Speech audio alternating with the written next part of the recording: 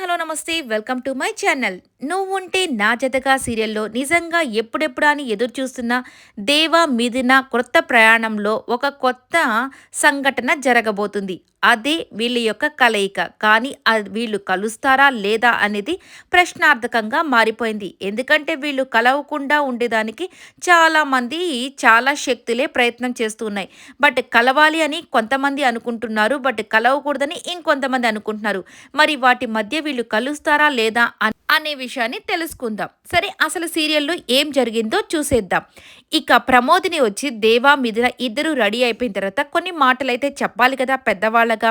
ఇక ప్రమోదిని ఏమంటుందంటే, మీ ఇద్దరు భిన్న ధృవాలు లాంటి వాళ్ళు, అయినా మీ ఇద్దరిని దేవుడు పెళ్ళి అనే ఒక బంధంతో ముడివేశాడు అని అనుకునేదానిని. కానీ గొప్ప ప్రేమ కావ్యం రాయడం కోసమే మీ యొక్క బంధాన్ని ముడివేశాడని నాకు ఇప్పుడు అర్థమవుతుంది. ఎందుకంటే మీ ఇద్దరు ఒకరి కోసం ఒకరు ఇలా నిలబడడం, ఒకరిని ఒకరు అర్థం చేసుకోవడం చూస్తుంటే నిజంగా దేవుడు చేసింది ఇందుకేనేమో, ఇలాంటి వాళ్ళని ఇందుకే కలుపుతాడేమోనని నాకైతే చాలా బాగా అనిపించింది. ఇక మామూలుగా పెళ్ళైన తర్వాత కొత్త జంటని ఇంటికి తీసుకొచ్చినప్పుడు వాళ్ళకి దిష్టి తీస్తారు. ఎందుకంటే అందరి కళ్ళు వాళ్ళ మీద ఉంటాయి కాబట్టి ఆ దిష్టి అంతా పోయి వాళ్ళు సంతోషంగా జీవించాలని. కానీ మీ పెళ్లి తర్వాత ఎవరు మీకు దిష్టి తీయలేదు కదా, అందుకేనేమో మీ జీవితంలో ఇన్ని కష్టాలని మీరు అనుభవిస్తూ వస్తున్నారు. అయినా పర్వాలేదు, నార్మల్గా కష్టాల తర్వాత ఎవరైనా సంతోషాన్ని పొందుకుంటారు అని అంటారు.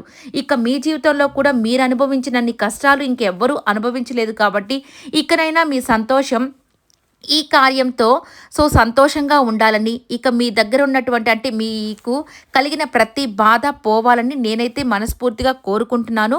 ఇక మీ ఇద్దరు కూడా సంతోషంగా మీ వైవాహిక జీవితంలో ముందడుగు వేయండి. అలాగే మీతో ఒక మంచి జీవితాన్ని మీరు గడపండి. అలాగే ఒక మంచి పాపాయిని కానీ మావయ్యకి అత్తయ్యకి ఇచ్చేసారంటే వాళ్ళకు కూడా మీ మీద ఉన్న కోపం అంతా పోయి ఇక మీరు సంతోషంగా మేము కూడా సంతోషంగా ఉంటాము అని చెప్పేసి ప్రమోదిని అయితే చెప్తుంది. ఇక ఆనంద్ కూడా అవునరా, నిజంగానే మీరు కూడా ఇంకా ముందడుగు అయితే వేయండి. మీ యొక్క జీవితంలో కష్టాలన్నీ పోయి ఇక అన్ని సంతోషాలే ఉంటాయి. ఇక అందరం కలిసి ఉండే రోజు ఒక త్వరలోనే రాబోతుంది. ఇప్పటి వరకు వేరువేరుగా జీవిస్తున్నాం కదా, మీరు బయట మేము లోపల. కానీ ఈ యొక్క కలయికతో నిజంగా మీ కడుపు పండితే ఒక మంచి గుడ్ న్యూస్ కానీ వింటే అందరూ కూడా సంతోషిస్తారు. అందరం కలిసి ఒకే ఇంట్లో ఉండే రోజులు కూడా త్వరలోనే వచ్చేస్తాయి అని చెప్పేసి చెప్తారనమాట.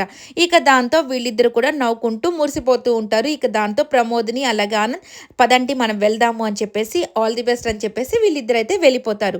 ఇక వీళ్ళిద్దరూ ఓకే అని చెప్పేసి సంతోషంగా ఉన్న సమయాలని వీళ్ళు ఒకరికి ఒకరు జిలేబీ తినిపించుకుంటూ సంతోషంగా ఉంటే ఇక అక్కడ ఉన్నారు కదా ఇద్దరు, సూర్యకాంతం భాను, వీళ్ళిద్దరు ఎన్ని రకాలుగా కలవాలనుకున్నా మనం అస్సలు కలవనేమాక. ఇక ఎట్లయినా మనం నాటకాన్ని స్టార్ట్ చేద్దాం. అక్క నువ్వు బాగా నటించడం వచ్చు కదా అని చెప్పేసి అంటే, నువ్వు నటిస్తావు కదా అంటే, నా వల్ల కాదమ్మా నటించడం అంటది సూర్యకాంతం. అదేంటక్క అంటే, అవునమ్మా నేను ఎందుకు నటిస్తాను, నేను జీవిస్తాను. అయినా నేను నటనలో ఆరితేరిందాన్ని. నా నటన చూడగానే నువ్వే పడిపోతావు. అదేదో ఆస్కార్ అవార్డు అవన్నీ అంటారు కదా, ఆ ఆస్కార్ అవార్డు భాస్కర్ అవార్డు అవన్నీ నా కోసం పరిగెత్తుకుంటూ వచ్చేస్తాయి. అలాంటి నటన చేస్తాను, చూస్తూ ఉండు. ఇక నేను జీవించేసి వాళ్ళిద్దరి శోభనాన్ని ఎలాగైనా ఆపేస్తాను. వాళ్ళ శోభనం ఆపడం కోసం నేను ఎంత దూరమైనా వెళ్తాను పద అని చెప్పేసి వీళ్ళిద్దరూ అనుకుంటూ బయలుదేరతారు. ఇక వాళ్ళ అత్తయ్య మావయ్య ఇద్దరు హాల్లో కూర్చొని ఆయనకు ట్యాబ్లెట్స్ ఇస్తూ ఉంటుంది వాళ్ళ అత్తయ్య. ఇక వీళ్ళిద్దరు పరిగెత్తుకుంటూ వెళ్తుంటే, అమ్మాయి ఏంటి ఎక్కడికి వెళ్తున్నారు, ఇక్కడికి రండి ఈ టైంలో అంటే, మావయ్య ఉండండి మావయ్య, మాకు అసలు ఒక అర్జెంటు పని ఉంది. అయినా ఆ పనులన్నీ ఇప్పుడు మేము చెప్పలేము. మాకు మాత్రం ఒక అర్జెంటు పని ఉంది, అవి వచ్చిన తర్వాత చెప్తాను. నేను ఏదైనా ముందుగా చెప్తుంటే ఆ పని అస్సలు అవ్వట్లేదు, మాకు పని ఉందని చెప్పేసి వీళ్ళిద్దరూ వెళ్ళిపోతారు. ఇక వాళ్ళ అత్తయ్య వచ్చేసి తెంగర మొహం ఎప్పుడు ఏదో ఒకటి చేస్తుంటుందిలే అని చెప్పేసి కామ్గా అయిపోతారు. ఇక వాళ్ళిద్దరూ మిథున దేవ ఇద్దరు కూడా ఒకరికొకరు జిలేబీ తినిపించుకుంటూ సంతోషంగా ఉంటారన్నమాట. దాని తర్వాత పాలు తీసుకొని నువ్వు తాగు నువ్వు ఫస్ట్ తాగని వాళ్ళిద్దరు ఒకరికొకరు అనుకుంటూ ఉంటే ఇక మొత్తానికి పాలు తాగించబోతూ ఉంటాడు. ఇక వీళ్ళిద్దరు వచ్చేసి అసలు మనం ఎట్లాగైనా ఇక దీన్ని ఆపేసేయాలి వాళ్ళని ఇంక చూస్తుండు అని చెప్పేసి మాట్లాడుతుంటది. నువ్వు చూస్తూనే ఉండు వాళ్ళకి లోపల కార్యం కూడా జరిగిపోయేటట్టుంది. ఇక నువ్వేం చేస్తావు కామ్‌గా చూస్తూ ఉంటావా? మొదలుపెట్టు నటన అంటే ఆ! ఆ! మొదలు పెడుతున్నానని చెప్పేసి ఇక పడిపోయినట్టు అమ్మో బాబోయ్! నా కాలు ఇరిగిపోయింది. నేనిక చచ్చిపోతున్నాను. నా కాలు నొప్పొచ్చేసింది అని చెప్పేసి పెద్దగా అరవడం స్టార్ట్ చేసేది. ఇక మిథునకి పాలు తాగిసిన టైంకి ఈ నటన స్టార్ట్ అయ్యేసరికి ఏంటి అని చెప్పేసి అందరూ బయటకొచ్చేస్తారు. ఇక మిథున దేవ కూడా బయటకొచ్చేసి "ఏమైంది? ఏమైంది?" అంటే, "అమ్మో! నా కాలు ఇరిగిపోయింది. పదండి నన్ను హాస్పిటల్‌కి తీసుకుపోదాం. ఇప్పుడే మా ఆయన కూడా ఇంట్లో లేడు. ఇక నన్నెవరు తీసుకుపోతారు? నా కాలు ఇరిగిపోయింది. ఇక నొప్పితో తట్టుకోలేకపోతున్నాను" అని చెప్పేసి అంటూ ఉంటే, ఇక భాను వచ్చేసి, "మీ ఆయన లేకపోతే ఏమైందిలే అక్క. రాజా నువ్వు ఆటో తీ మనము హాస్పిటల్‌కెళ్దాము" అని చెప్పి అంటుంది. ఇక దాంతో ప్రమోదిని వచ్చేసి, "ఇప్పుడా? ఇప్పుడు రా. ఇప్పుడు దేవా అయితే హాస్పిటల్‌కి తీసుకొనెళ్ళడు" అని చెప్పేసి అంటే, "ఏంటి నా కాలు ఇరిగిపోయినా గానీ దేవా నన్ను హాస్పిటల్‌కి తీసుకొనెళ్ళడా? అంటే మీకు నేనేమైపోయినా పర్వాలేదు, నా కాలు ఇరిగిపోయినా, నేను చచ్చిపోయినా పర్వాలేదు కానీ, దేవా మాత్రం నన్ను హాస్పిటల్‌కి తీసుకొనెళ్ళకూడదని చెప్తున్నావు ప్రమోదిని అక్క" అని చెప్పేసి గోల గోల పెడుతుంటుంది. ఇక మిథున వచ్చేసి అలా చూస్తూ ఇక నిన్నటి ఆ సన్నివేశాన్ని గుర్తు చేసుకొని వీళ్ళిద్దరూ నొక్కి నొక్కి చూడడము, వీళ్ళిద్దరు ఏదో కుట్ర పన్నుతున్నారని అర్థమైపోయి, "ఓహో! నీవు ఏదో కుట్ర పన్నుతున్నట్టున్నావు. సరే చూస్తానని" చెప్పేసి, "ఏమైందక్కా? ఏ కాలికి నీకు దెబ్బ తగిలింది? ఏ కాలు నీకు విరిగిపోయినట్టు అనిపిస్తుంది" అని చెప్పి అనగానే, ఇదిగో ఈ కాలేనమ్మా" అంటే, "ఏంటి కనిపించట్లేదే" అంటే, "ఆహా! విరిగిపోయిన కాలు లోపల ఉంటది కానీ నీకు కనిపిస్తదా? నాటకాలు ఆడుతున్నావా?" అని చెప్పేసి మిథునని అంటుందనమాట. "నేను కాదక్క నాటకాలు ఆడేది. నీ సంగతి చెప్తాను. నువ్వే నాటకం ఆడుతున్నట్టు నాకు అర్థమైపోయిందిలే" అని చెప్పేసి, "అవునా అక్క? సరే అక్క. చాలా బాధగా ఉందా? అయినా హాస్పిటల్‌కి వెళ్ళాల్సిన అవసరం లేదులే అక్క. నాకు విరిగిపోయిన వాటిని ఎలా అతికించాలో బాగా తెలుసు. నీకు ఏం చేయాలో ఆ వైద్యం నేను చేస్తాను ఉండక్క" అని చెప్పేసి లోపలికెళ్ళి ఒక రోకల బండని తీసుకొని వస్తదనమాట. ఇక ఆ రోకల బండని చూడగానే, "ఓరి నాయనో! ఏంటి రోకల బండని తీసుకొస్తుంది? ఏంటది?" అనంటే, "ఇదేనక్క నీకు నాకు తెలిసి ఎముకేమీ విరిగిపోలేదు. వెముక కాస్త పక్కకు వెళ్ళుంటది. ఇప్పుడు ఈ కర్ర తీసుకొని ఆ వెముక మీద బాగా గాని 4 కొట్టామనుకో అది కరెక్ట్‌గా దాని లోపలికి సెట్ అయిపోతది. అప్పుడు నీ నొప్పి కూడా తగ్గిపోతది. అప్పుడు ఎవరు నిన్నెక్కడికి తీసుకొనెళ్ళాల్సిన అవసరం కూడా ఉండదు" అని చెప్పేసి చెప్పగానే ఇక ప్రమోదినైతే నవ్వుకుంటూ ఉంటుంది. ఓహో! దీన్ని తిక్క తీర్చడానికి మిథున భలే మంచి పని చేస్తుందిలే అని చెప్పేసి అనుకుంటూ ఉంటుంది. ఇక మన భాను వచ్చేసి, దాంతో కొట్టొద్దు. హాస్పిటల్‌కి తీసుకొనెళ్తే సెట్ అయిపోతదిలే" అని అంటూ ఉంటుంది. ఇక మిథున మాత్రం, "అదేం అవసరం లేదులే భాను నువ్వుండు. నేను సెట్ చేస్తాను కదా! నువ్వు, ప్రమోదిని అక్క, భాను మీ ఇద్దరు గట్టిగా కాలుని పట్టుకోండి. నేను దాంతో 4 సార్లు కొట్టగానే అది సెట్ అయిపోతది" అని చెప్పగానే ఇక వాళ్ళ మావయ్య కూడా, "ఏంటి ఏం చేస్తున్నారు అసలు వీళ్ళు" అని చెప్పేసి ఆయన ఆశ్చర్యంగా చూస్తూ ఉంటాడు. ఇక 1, 2, 3 అని కొట్టబోతున్న టైంకి ఇక సూర్యకాంతం వచ్చేసి, "ఓరి నాయనో! ఇది అన్నంత పనే చేసేటట్టుంది. ఈ కర్రతో నన్ను గాని 4 సార్లు గాని కొట్టిందంటే ఇక నిజంగానే ఇక ఈ జన్మలో నేను నడవలేనేమో. ఇక కుంటూనే నడవాల్సొస్తది.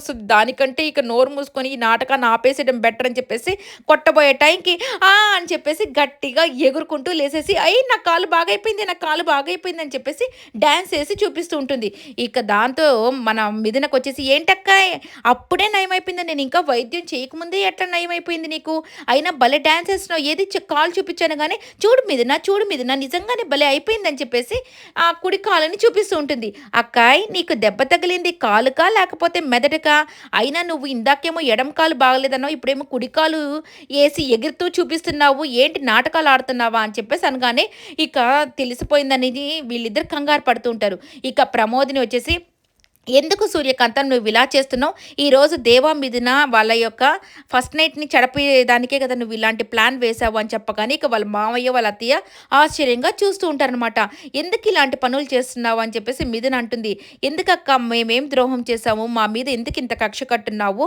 సో, ఇట్లాంటి పనులు ఎందుకు చేస్తున్నావు?" అని చెప్పగానే ఇక దాంతో వాళ్ళ మావయ్యకి చాలా కోపం వచ్చేసి, "ఏమమ్మాయి ఎందుకిలా చేస్తున్నావు? అయినా పరాయి వాళ్ళ కార్యక్రమాలు ఏదో చేసుకుంటుంటే నీకేంటి? వాళ్ళు ఏం చేసుకుంటే నీకేంటి? వాళ్ళ కార్యక్రమాన్ని నువ్వెందుకు ఆపాలనుకుంటున్నావు? ఇంకొకసారి ఇలాంటి పనులు చేశావంటే మాత్రం మర్యాదగా ఉండదని" చెప్పేసి లోపలికి వెళ్ళిపోతూ ఉంటాడు. ఇక దాంతో మిథున వచ్చేసి, "మావయ్య ఆగండి" అని చెప్పేసి లోపల నుంచి అక్షింతలు తీసుకొచ్చి, "ప్లీజ్ మావయ్య ఇలాంటి కార్యక్రమాలన్నీ ఎప్పుడు కూడా అమ్మాయి వాళ్ళ ఇంట్లో జరుపుతారు. ఇప్పుడు నాకు ఏ పుట్టిల్లు కూడా లేదు. ఇదే నా మెట్టినిల్లైనా పుట్టిల్లైనా. మీరే నా తల్లిదండ్రులు. మమ్మల్ని ఇద్దరిని ఆశీర్వదించండి" అని చెప్పి చెప్తానమాట. ఇక ఏమని ఆశీర్వదించమంటావమ్మా? కసాయి వాడి చేతిలోకి గొర్రె కదా పోతున్న అంటున్నట్టు ఇక వాడి చేతిలోకి పోయిన గొర్రె బ్రతికి ఉంటుందా? మనం అనుకుంటాం అది బాగుండాలని. కానీ బాగుంటుందా? లేదు కదా! కోసి అందరూ దాన్ని వండుకొని తినేస్తారు కదా! అలాగే నువ్వు కూడా కసాయోడి లాంటి నా బిడ్డని నమ్మి వచ్చావు. అయినా నీకసలు బుద్ధుందా లేదా? ఎన్ని సార్లు చెప్పాలి? నువ్వు చదువుకున్న దానివే గదా! అలాంటి పనికిమాలిన వాడిని ఎందుకు నమ్మి వచ్చి వాడితో ఇలా కాపురం చేస్తున్నావు? అయినా నీకు నిజంగా మీ నాన్న ఎంత గొప్పవాడో తెలుసా?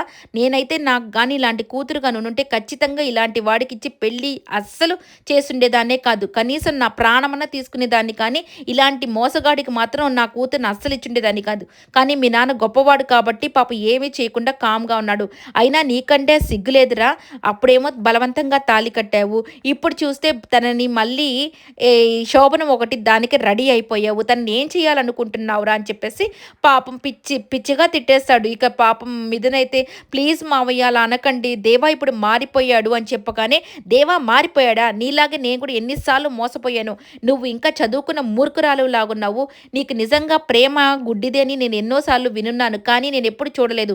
నిన్ను చూస్తుంటే నాకదే అనిపిస్తుంది. నిజంగా నువ్వు వాడి ప్రేమలో గుడ్డిదానివైపోయినట్టున్నావు.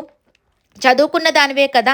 వాడు ఎన్ని సార్లు నేను మోసం చేస్తుంటే మోసపోతూనే ఉంటావా? అని చెప్పేసి తిడతాడనమాట. అయినా నీకు సిగ్గు లేదంట్రా? ఇప్పుడు శోభనం చేసుకొని పిల్లల్ని కని ఏం చేయాలనుకుంటున్నావురా? వాళ్ళని ఎలా పోషించాలనుకుంటున్నావురా? ఓహో! నువ్వు సత్యం మాస్టర్ కొడుకు ఎలా రౌడీ అయ్యాడో నీ కొడుకులు కూడా రౌడీలవ్వాలని నువ్వు కోరుకుంటున్నావా?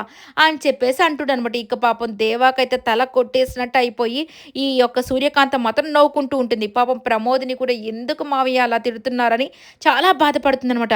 ఇక నీకు నిజంగా సిగ్గే లేదంట్రా. అయినా ఆ అమ్మాయి నీకు ఎన్ని సార్లు చెప్పినా నీకు అర్థం కాదు. ఇక నేనెంత చెప్పినా అర్థం కాదు. ఇక నీ జీవితంలో ఏం జరిగినా నీకు అర్థం కాదు. మీ చావు మీరు చావండి. అంతేకాని నేను మాత్రం దీవించను. ఇక కుక్కతోక వంకర అన్నట్టు వాడు ఎన్ని సార్లైనా కానీ అలా వంకరగానే ఉంటాడు కానీ వాడు సరైన దారిలో మాత్రం నడవడు. ఇక అలాంటి వాడి కోసం, అలాంటి వాడిని నమ్మి నువ్వు ఇలాంటి కార్యక్రమాలన్నీ చేసుకుంటున్నావు అంటే నిజంగా నాకు నిన్ను చూస్తుంటే జాలేస్తుంది అని చెప్పేసి ఇక అక్కడి నుంచి వెళ్ళిపోతాడు లోపలికి. ఇక దాంతో మిథున చాలా బాధపడిపోతూ ఉంటుంది. ఇక అందరూ వెళ్ళిపోతారనమాట. ఇక ప్రమోదిని అలాగే ఆనంద్‌తో చెప్తుంటది. ఏంటండి ఇలా జరిగింది? వాళ్ళిద్దరూ కలిసి సంతోషంగా ఉంటారన్న ప్రతిసారి కూడా ఇలాగే జరుగుతూ వస్తుంది. ఏదో ఒక ఆటంకం జరుగుతూనే ఉంది. వాళ్ళిద్దరూ కలిసి ఒక పిల్లోడినో కని వాళ్ళకి ఇచ్చేస్తే మావయ్య వాళ్ళకి సంతోషంగా అందరం కలిసి ఉంటాం అనుకుంటున్న టైంకి ఎందుకు ఇలా జరుగుతుంది అని చెప్పి అంటూ ఉంటుంది. ఇక ఆనంద్ అంటాడు, మనుషులు మనసుల్లో కుళ్ళు కుతంత్రాలు పెట్టుకొని ఇలాంటి పనులు చేస్తూ ఉంటే ఇంక ఎలా ఉంటుంది ప్రమోదిని అని అంటూ ఉంటారు. ఇక అయినా కానీ ఈ మాటలన్నీ పట్టించుకోకుండా వాళ్ళిద్దరు కలవాలి అని అంటూ ఉండగానే ఒక బల్లి శబ్దం చేస్తుంది. అంటే వాళ్ళు కలుస్తారని అర్థమైపోయింది. చూద్దాం ఏం జరగబోతుంది అనేది. ఇక ఈ వీడియో మీకు నచ్చినట్టయితే లైక్ చేయండి, షేర్ చేయండి, కమెంట్ చేయండి, సబ్స్క్రైబ్ చేసుకోవడం మర్చిపోకండి.